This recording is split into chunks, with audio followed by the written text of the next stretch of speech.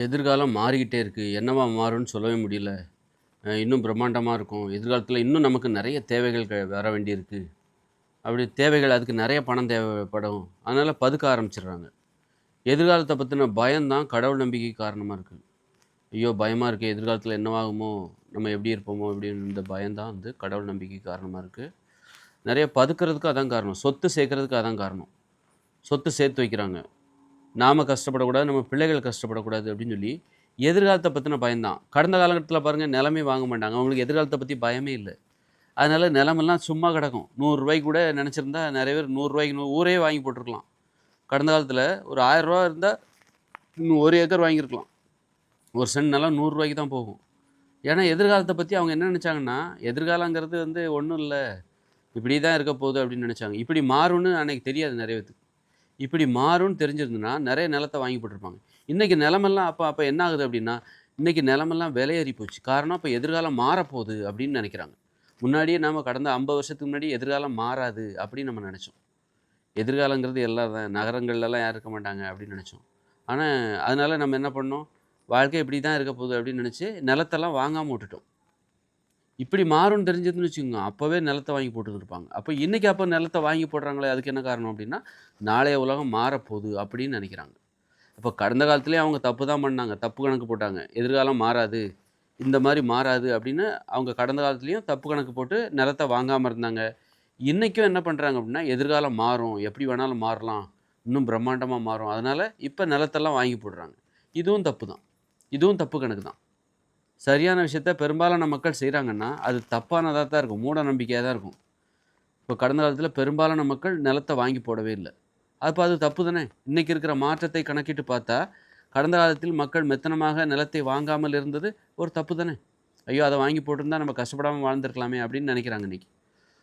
அப்ப பெரும்பாலான மக்கள் அன்னைக்கு செஞ்சது தப்பு. ஒரு மூட நம்பிக்கை, சும்மா இருந்தது. அப்ப இன்னைக்கு பெரும்பாலான மக்கள் என்ன பண்றாங்க? நிலத்த வாங்கி போடுறாங்க. பெரும்பாலான மக்கள் எத செஞ்சாலும் அது தப்பா தான் இருக்கும். பெரும்பாலான மக்கள் எத செஞ்சாலும் அதில அது தப்பா தான் இருக்கும். சரியான விஷயத்த பெரும்பாலான மக்களால யூகிக்க முடியாது.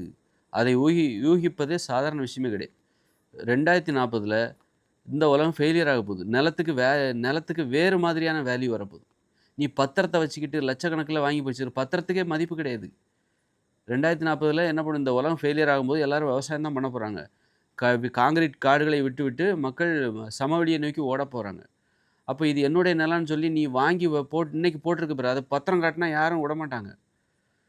உனக்கு வந்து ஆள் பலம் இருக்கணும். ஆள் பலம் இருந்ததுன்னா 2040க்கு அப்புறம் இந்த உலகம் ஃபெயிலியர் ஆகும்போது விவசாய நிலத்த தேடி எல்லாருமே ஓடுவாங்க. விவசாய நிலத்த வளச்சு போடுவாங்க. ஏன்னா விவசாயம் பண்ணா தான் சாப்பிட முடியும் அப்படிங்கிறதுக்கு விவசாய நிலம் தேவை.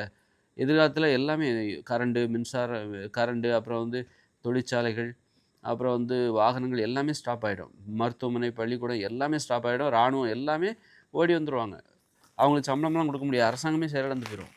அப்படி இருக்கும்போது, அ நிலத்துக்கு வந்து அப்புறம் அரசாங்கம் செயலிழந்து போகும். இவங்க இது என்னுடைய நிலம்னு சொல்றதுக்கு நீ பத்திரத்த காட்டினா, அது காட்டி ஒண்ணும் பிரயோஜனம் கிடையாது. யாராவது ஒருத்தர் உன்னுடைய நிலத்த புடுங்குனாங்கன்னாக்கா, அதுக்கு எதிரா நீ போலீஸ் ஸ்டேஷன்ல போய் கம்ப்ளைண்ட் பண்ண முடியாது. அங்க காவலர்களே இருக்க மாட்டாங்க. அவங்கலாம் நிலத்த தேடி ஓடிட்டு இருப்பாங்க.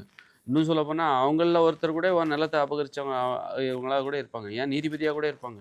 அவங்கலாம் சாமானிய மனிதர்களா ஆயிடுவாங்க. அவங்களுக்கெல்லாம் சம்பளம் குடுக்குறதுக்கு அரசாங்கத்திட்ட பணம் கிடையாது. 2040 அப்புறம்.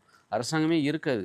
அதனால வந்து உன் பத்திரத்துக்கெல்லாம் பத்திரம், கோர்ட்டு இது என்னுடைய நிலம் தான் அப்படின்னு சொல்லி யார்கிட்டயும் நீ வாதாட முடியாது. வாதாடி நிரூபிக்கவும் முடியாது. அத ஏத்துக்கவும் மாட்டாங்க. உனக்கு ஒரு கூட்டு குடும்பமா இருப்பாங்க. கூட்டா இருக்கணும்.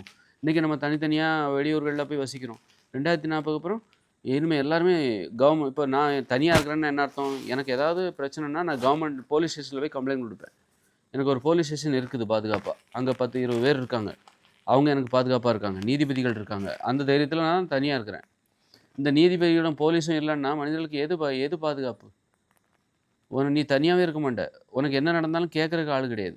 கேட்கறதுக்கு ஆளு இன்னைக்கு போலீஸாவும், நீதிபதியாவும் இருக்கிறாங்க. நீதிமன்றமும் இருக்கு. வழக்கறிஞர்கள் இருக்காங்க. அதனால தான் நாம அந்த தைரியத்தில தான் தனியா இருக்கிறோம். கேட்கறதுக்கு ஆளே இல்லப்பா. போலீஸ் ஸ்டேஷனே இல்ல. நீதிமன்றமே இல்லன்னா, நீ தனியா இருக்க மாட்ட. நீ கூட்டு குடும்பமா மாறிருவ. கூட்டு குடும்பமா மாறி உட்கார்ந்துருவ. ஏன்னா கூட்டு குடும்பமும் இயற்கையான ஒரு கூட்டம். உனக்கு எதாவது நடந்ததுன்னா அவங்க பார்த்துப்பாங்க. கும்பலா இருந்தா தான் நமக்கு பாதுகாப்பு. அப்படிங்கிற நிலைமை வரும். அப்போ என்ன ஆகும்னா, நிலம் 2040 அப்புறம் போலீஸ் ஸ்டேஷன் எதுவுமே எல்லாமே செயலிழந்து போகும்போது, மக்கள் குடும்பம் குடும்பமாக, கூட்டு குடும்பமாக வசிக்க ஆரம்பித்து விடுவார்கள். ஏனென்றால், தங்களுடைய உரிமைகள், விவசாய நிலம், உடைமைகள் எல்லாமே பிறர் எடுத்துட்டு போயிடக்கூடாது. தன்னை யாரும் பிறர் இடையூறு செய்யக்கூடாது. அதனால ஒரு பாதுகாப்புக்காக குடும்பமாக, கூட்டு குடும்பமாக மக்கள் வாழத் தொடங்குவார்கள் 2040க்கு அப்புறம்.